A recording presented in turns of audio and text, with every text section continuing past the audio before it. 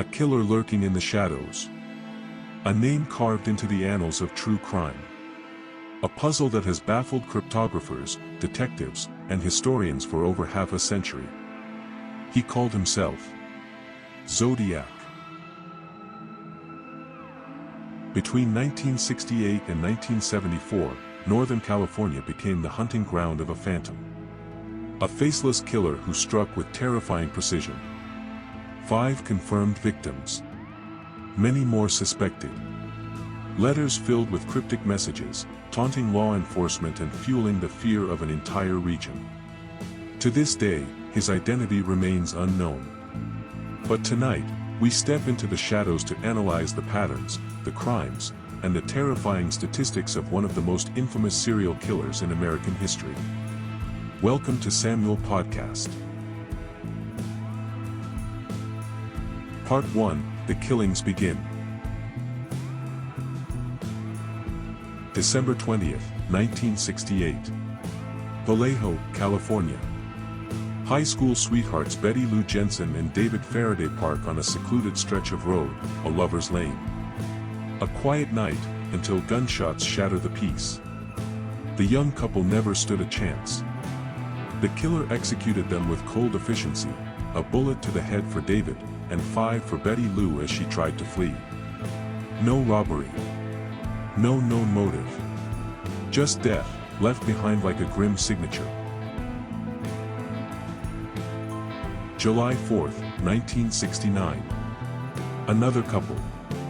Darlene Farron and Michael Mageau. Same area. Same brutality. But this time, something different. The killer calls the police himself. Zodiac said, "I want to report a murder. No, a double murder. If you go 1 mile east, you'll find them." The voice was calm, emotionless. Like someone reading a grocery list. But the terror had only just begun. Part 2, The Taunts and the Codes. Days later, the first letter arrived. The San Francisco Chronicle, the San Francisco Examiner, and the Vallejo Times-Herald each received cryptic messages, signed with a symbol, a circle with a cross through it. Zodiac. His words were deliberate, filled with spelling errors that seemed almost intentional. Within the letters, a cipher. A challenge. He claimed solving it would reveal his identity. Zodiac, voiceover. "This is the Zodiac speaking. I like killing people because it is so much fun. It is more fun than killing wild game in the forest because man is the most dangerous animal of all." It took just days for a schoolteacher and his wife to crack the cipher. But the killer had lied. His name wasn't inside. Only more madness.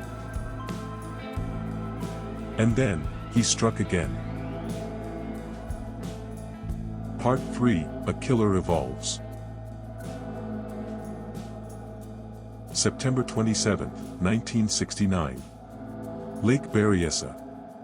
A couple enjoying the sunshine. Brian Hartnell and Cecilia Shepard. But their day would end in horror. A man in an executioner's hood approached them, gun drawn, a symbol on his chest. Zodiac, voiceover. "I just escaped from a prison in Montana. I need your car.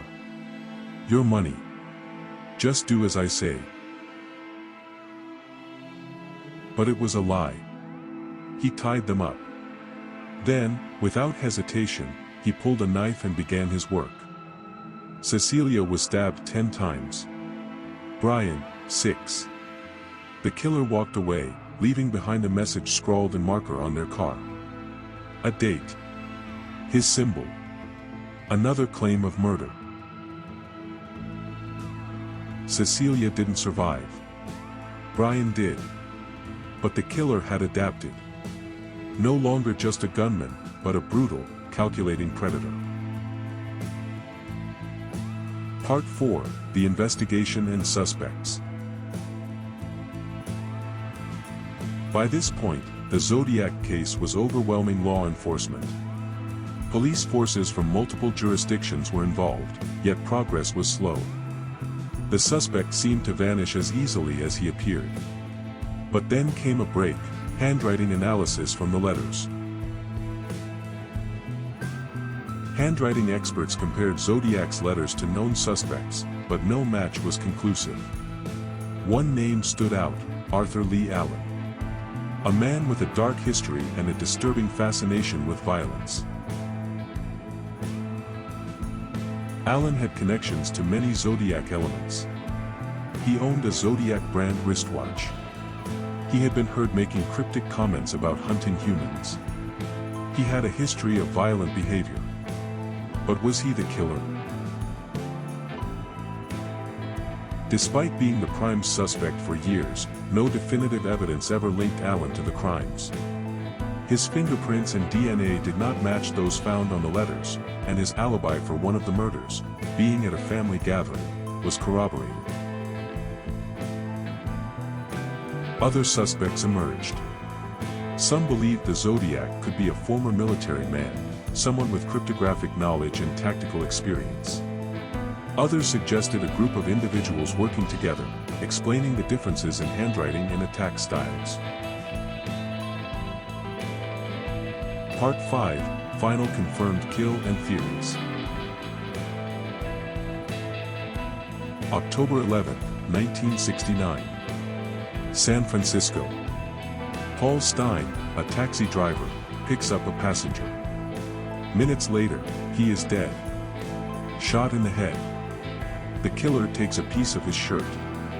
And once again, he writes to the press, mocking the police for failing to catch him. Zodiac, voiceover. I am not afraid of the gas chamber because it will send me to paradise all the sooner. After Stein's murder, the killings seemed to stop. But the letters continued. More ciphers. More taunts. Then, silence.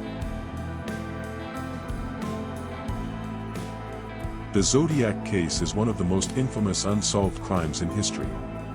But what do you think? Was he a lone killer, or were there multiple people behind the mask? And, is there a chance that, somewhere, someone still knows the truth? Let us know in the comments.